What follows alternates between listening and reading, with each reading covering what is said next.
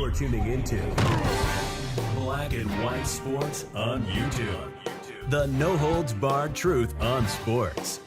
The main event starts now. All right, Black and White Sports supporters, we're going to talk about former WWE superstar Matt Riddle, who's now, well, he's now in the unemployment line. A lot of people think he's going to end up at AEW. I'm not too sure. We don't know exactly what happened. We wonder how much the situation in the airport caused the WWE to just nonchalantly let Matt Riddle go as they were laying people off after the UFC merger that became Endeavor or is Endeavor. ESPN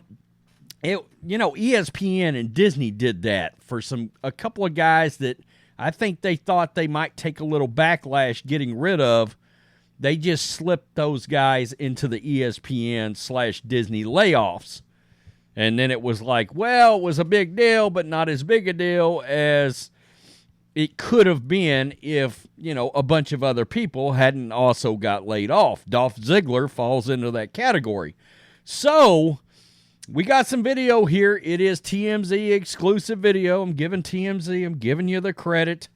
We're going to take a look at that. And like I said, keep in mind, here you go, his departure. That was 1 week after accusing a JFK police officer of sexual assault. That didn't make a ton of sense. He said he was sexually assaulted by some police officer.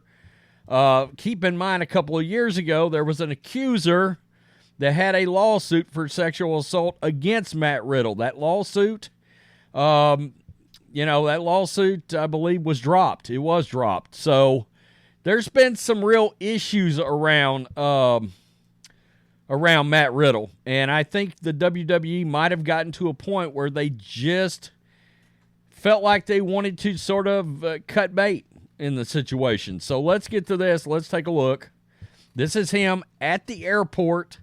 Video emerged. He looks drunker than shit, folks. I mean, he is acting drunk. He's acting belligerent. There's some witness testimony down here, and we'll get to that, but check it out. All I'm going to say is, tell me, I'm looking you dead in the eye. You know how to fly. You know how to fly.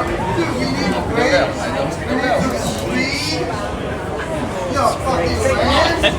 I know how to fly, dude. All right. Rob Brencher, you know how to fly! Fucking fly! Yeah. All right. Thank you.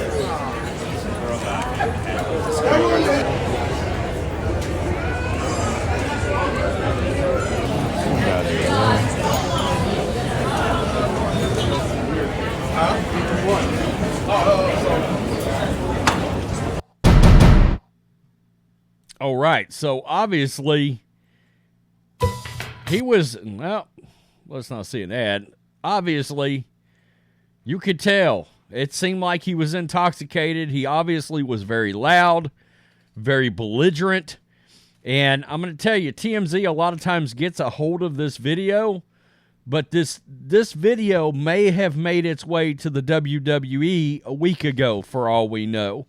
And this video is just now getting out. That happens a lot in the NFL. I don't know if the WWE has a security team in much the same way as every NFL club's got, or a lot of these sports franchises have, where they've got like ex-FBI agents, ex-law enforcement, and they get a hold of video like this.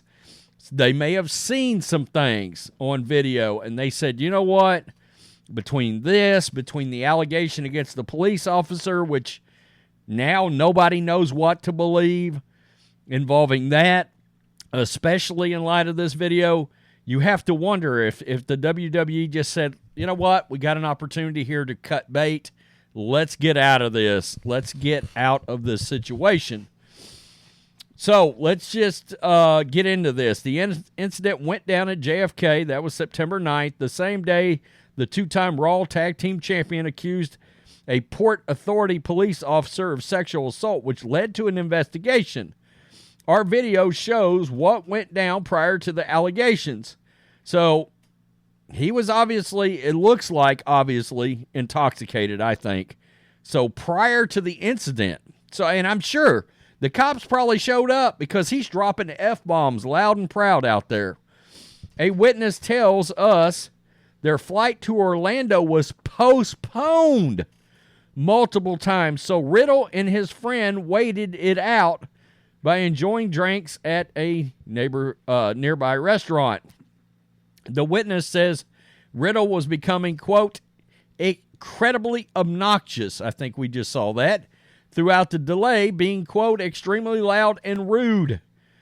Once it was almost time to board, the witness noticed Riddle walking around, yelling, asking when the plane would take off before going up to the gate's front desk and grabbing the mic, which we just heard.